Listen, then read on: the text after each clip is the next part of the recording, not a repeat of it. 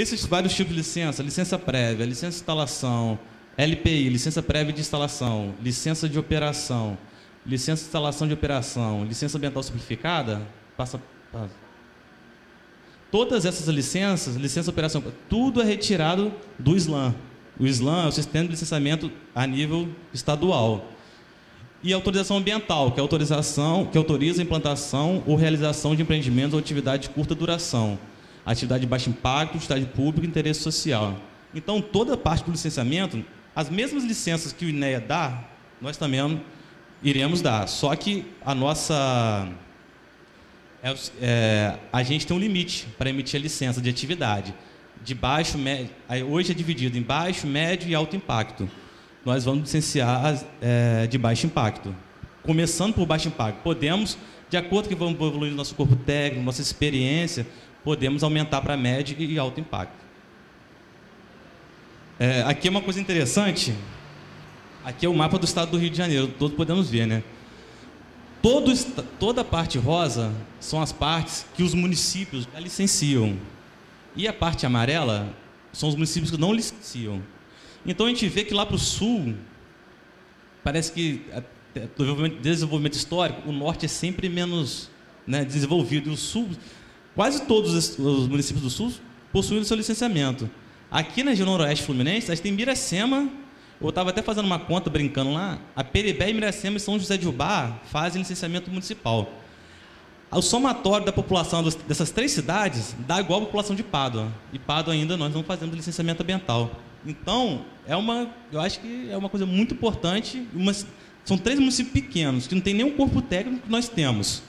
Muitos municípios, a gente tem vários profissionais capacitados, foram concursados, entraram agora, e a gente não fazia o licenciamento. Então, é uma evolução que nós teremos. Plano diretor de arborização de áreas verdes. O plano diretor vai ser, que vamos fazer futuramente, é a lei que definirá as atribuições para execução, acompanhamento e fiscalização de infrações. Ela tem por objetivo a arborização das ruas, áreas verdes públicas, UCs, proteção de encostas, área de lazer e pública. Nós temos hoje a bióloga Jussara, temos o André, que é engenheiro florestal. Então, são as pessoas que são capacitadas para fazer esse plano de arborização de áreas verdes. Educação ambiental. Em todos os níveis de ensino da rede pública municipal, educação formal e não formal. Conscientização pública dos munícipes para a preservação e conservação do meio ambiente. Controle ambiental. Essa parte aqui, volta um pouquinho. O controle ambiental, vou deixar essa imagem meio chocante, parece um olho, né? Tem umas onças aqui. Que é o seguinte, é aí que a gente vai ver os nossos lançamentos, nossas emissões, o que nós estamos fazendo, respeitar nossas leis. A qualidade do meio ambiente. Qualidade ambiental e o controle da poluição. É vedado o lançamento ou liberação das águas no ar, no solo, de toda e qualquer forma de matéria de energia acima dos padrões estabelecidos. Aí você vai falar assim, mas quais são os padrões? Os padrões são as portarias, são as normas do INEA, as NBRs, tudo isso tirado dessas leis superiores à nossa. Tudo isso respeitando a hierarquia. A gente não estabelece padrões. Quem estabelece é federal, nível estadual. A Secretaria Municipal de Ambiente tem o dever de determinar medidas emergenciais para evitar episódio crítico de poluição e degradação. A gente é obrigado a intervir, a gente tem o dever de intervir em casos críticos, onde há iminência de uma degradação, onde tem degradação e poluição. A Secretaria Municipal do Ambiente é o órgão competente para o exercício do poder de polícia, nos termos e para os efeitos deste código. Lembrando que essas partes todas já estamos dissecando o código, estamos explicando o código. Nós resumimos as partes mais interessantes, senão é muito denso, entendeu? Exploração de recursos minerais. A exploração de jazidas de substâncias minerais dependerá sempre do licenciamento, como ocorre já hoje, né? O requerimento de licença municipal para a realização de obras, instalação, operação e ampliação de estação de substâncias minerais será instruída pelas autorizações federais, estaduais e municipais. O requerimento para a emissão municipal de licença de extração deverá ser submetido à análise da Secretaria Municipal de Meio Ambiente, com coordenada geográfica e certidão de zoneamento, além de outros documentos que poderiam ser exigidos. Nada disso de extração, isso aqui é o que ocorre hoje, a gente está apenas colocando no código. Requerimento de emissão municipal de licença municipal, a gente faz hoje isso, passa pelos mesmos procedimentos, coordenada geográfica e certidão de zoneamento. Exploração tem que ter licenciamento? As pedreiras têm que ter licenciamento, senão elas estão na ilegalidade. Pronto, vou passar aqui agora para a Jussara, para a segunda parte da apresentação. Boa noite. Dando continuidade, no capítulo 2 estão dispostas as considerações com relação ao ar, no qual todas as fontes de emissão existentes no município deverão se enquadrar no disposto nesse código. Fica vedado, então, para isso, a queima ao ar livre de materiais nocivos ao ambiente, a emissão de fumaça preta acima de 20% na escala de Ringman, que é essa escala que está ao lado, a emissão visível de poeiras, névoas, gases, odores e substâncias tóxicas acima do permitido, a instalação e ampliação de atividades que não atendam às normas, critérios, diretrizes e padrões estabelecidos por esse código. Com relação aos recursos vegetais e arborização, fica estabelecido que o corte e a poda de árvores devem ser requeridos à Secretaria de Ambiente em formulário próprio, e que esse corte ou a poda, tanto de espécies de origem nativa ou exótica, dentro do município só poderá ser feito mediante a autorização da Secretaria. E o pedido vai ser examinado, então, por servidor habilitado, tecnicamente, que vai emitir um parecer conclusivo acerca desse pedido. Além disso, se o parecer for favorável, ele pode ser condicionado a um plantio compensatório, que vai ficar a cargo do proprietário, no mínimo com manutenção de 4 anos. O corte de árvores ou a poda drástica ou danosa, sem autorização da Secretaria, vai sujeitar os infratores, proprietários e responsáveis às penalidades com uma multa. Os responsáveis, ainda com relação aos recursos vegetais e arborização, os responsáveis por imóveis comerciais e industriais, eles ficam obrigados a plantar e a fazerem a manutenção de árvores no passeio público em frente às suas edificações. E a concessão do habite-se para esses imóveis, então imóveis comerciais e industriais, ele fica vinculado ao plantio de árvores em frente à edificação. Com relação aos loteamentos, nas áreas destinadas aos loteamentos é obrigatória a criação de uma reserva para arborização, com plantio de uma muda de árvore a cada 150 metros quadrados ou fração de lote total da área loteada. É obrigatória a arborização das áreas destinadas a praças, jardins e recreação e os passeios com largura igual ou superior a 2 metros. Com relação à água, que está disposto no capítulo 4, fica instaurada a política municipal de controle de poluição e manejo dos recursos hídricos, que tem como objetivo proteger a saúde, o bem-estar e a qualidade de vida da população, proteger e recuperar os ecossistemas aquáticos, reduzir os lançamentos de poluentes nos corpos d'água e a toxicidade desses poluentes, compatibilizar e controlar os usos efetivos e potenciais da água, controlar os processos erosivos que degradam os corpos d'água e também a rede pluvial de drenagem, e o adequado tratamento dos efluentes líquidos. Desta forma, a ligação de esgoto à rede de drenagem pluvial sem o seu tratamento adequado, ele equivale a uma transgressão desse código e pode ser punido de acordo com as sanções que nós veremos mais para frente. Com relação ao solo, a proteção do solo no município, como está disposto no código, ele visa garantir o uso racional do solo urbano, garantir a utilização do solo cultivável, priorizar o controle da erosão, a contenção de encostas e o reflorestamento das áreas degradadas, priorizar a utilização de controle biológico de pragas e, além disso, também que o município deve implantar adequado sistema de gerenciamento de resíduos sólidos urbanos, que vão, então, desde a sua coleta, tratamento e a destinação final desses resíduos. Com relação ao controle de emissão de ruídos, presente no capítulo 6, ele visa garantir o sossego e o bem-estar público, evitando a perturbação por emissões excessivas ou incômodas de sons de qualquer natureza. Fica, para isso, proibido a utilização ou funcionamento de qualquer instrumento, seja fixo ou móvel, que produza, reproduza ou amplifique o som, de modo a criar ruído além do permitido, que nós veremos mais para frente.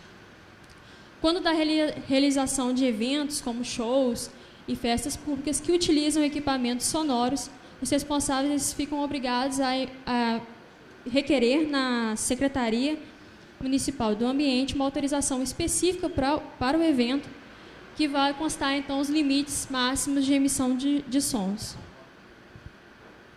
Então, como a gente pode ver nessa tabela, de acordo com a NBR, o nível máximo de som permitido, calculado em decibéis, ele varia de acordo com o tipo da área que está localizado.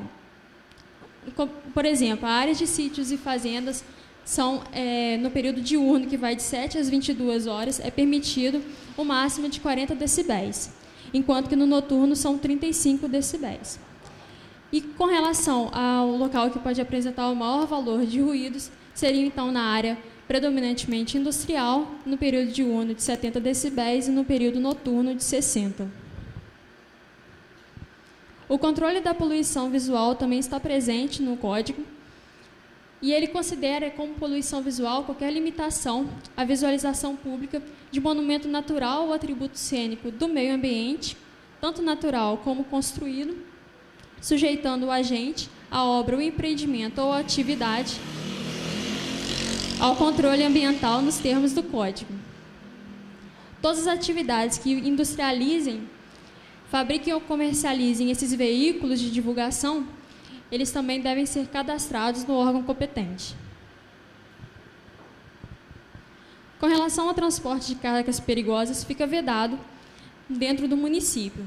E quando ele for inevitável, o transporte ele será precedido de autorização expressa do Corpo de Bombeiros, da Defesa Civil e também da Secretaria Municipal do Ambiente, que vai estabelecer os seus critérios especiais de identificação, medidas de segurança em função da periculosidade.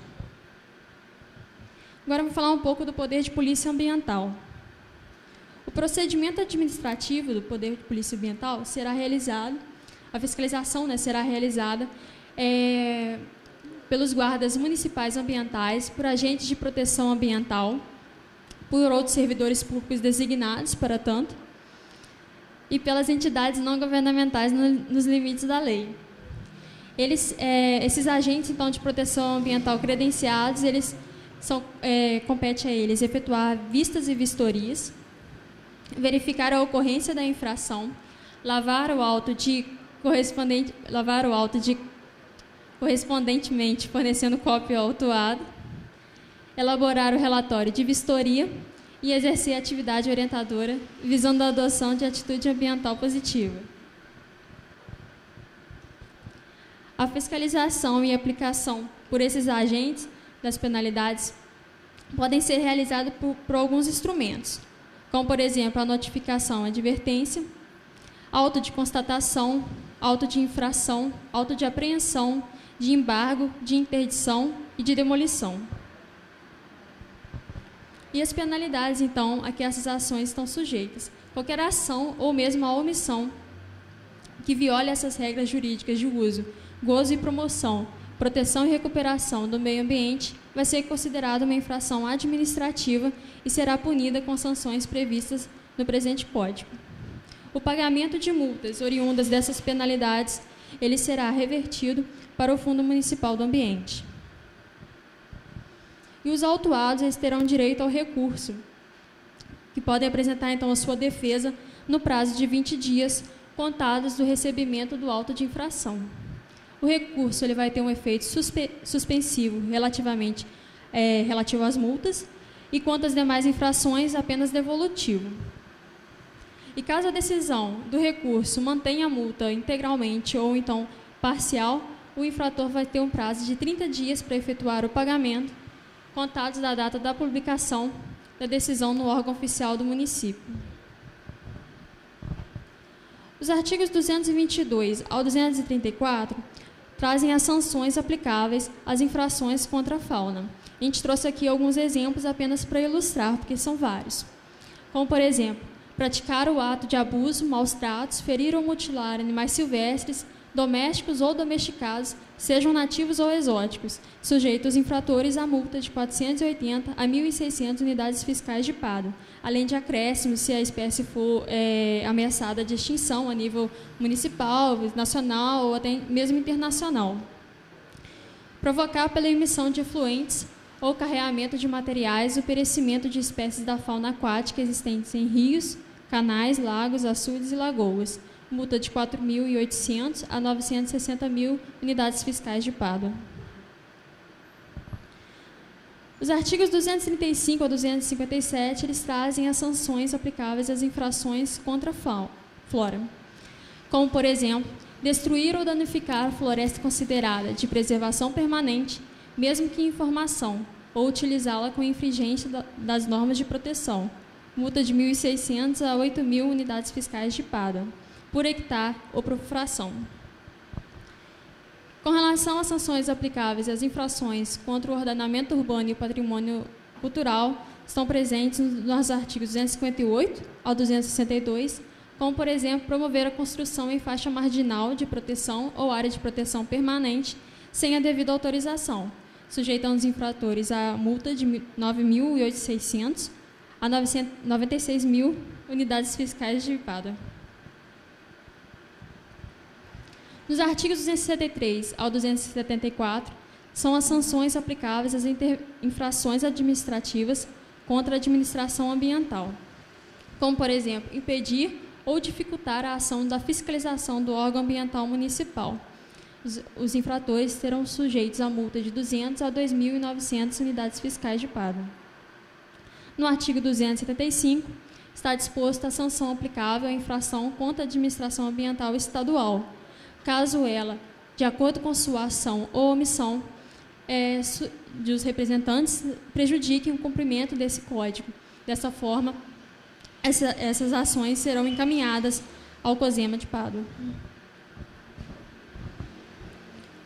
As infrações relativas ao licenciamento ambiental estão presentes nos artigos de 276 a 280, como, por exemplo, operar atividade licenciada em desacordo com as condições ou restrições estabelecidas na respectiva licença, tanto de operação, de instalação, que, como exemplo da de operação, uma multa que vai variar de acordo se o infrator é uma pessoa física, de 320 a 86.400 unidades fiscais de paga, ou então se ela é uma pessoa jurídica, que aumenta então para 640 a 1.920 unidades fiscais de paga.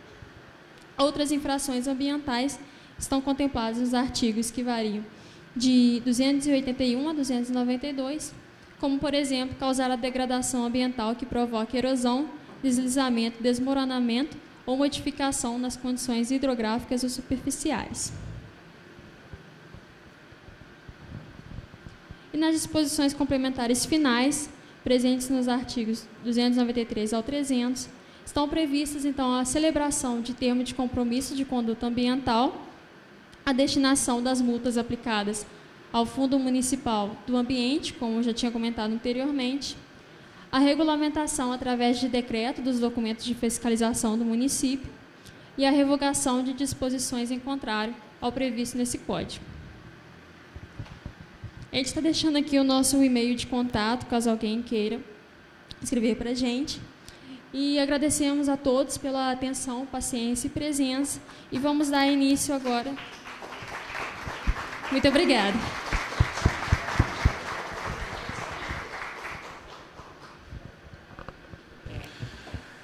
Fica franqueada a palavra ao senhor Luiz Fernando Guida, superintendente do INEA, representando o secretário de Estado do Meio Ambiente.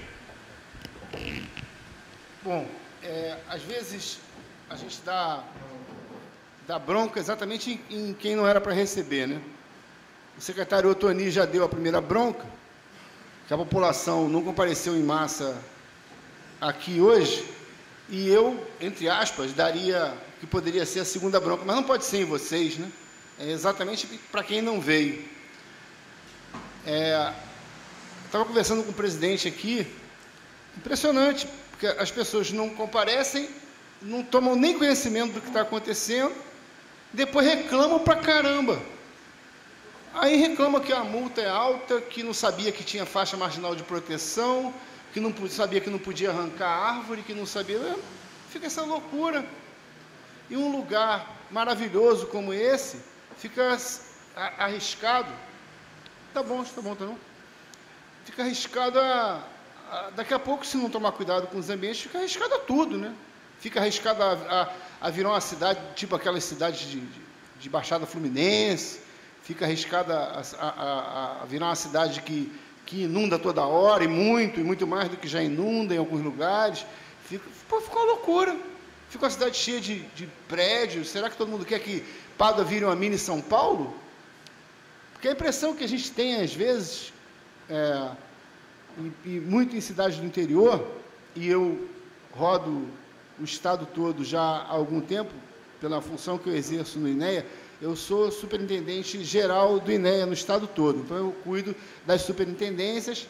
A superintendência que cuida dessa região aqui é a de Campos, são 22 municípios, mas a gente tem um escritório específico aqui, com a grande Betisa, que todo mundo adora, e nós também, nos representando aqui perto.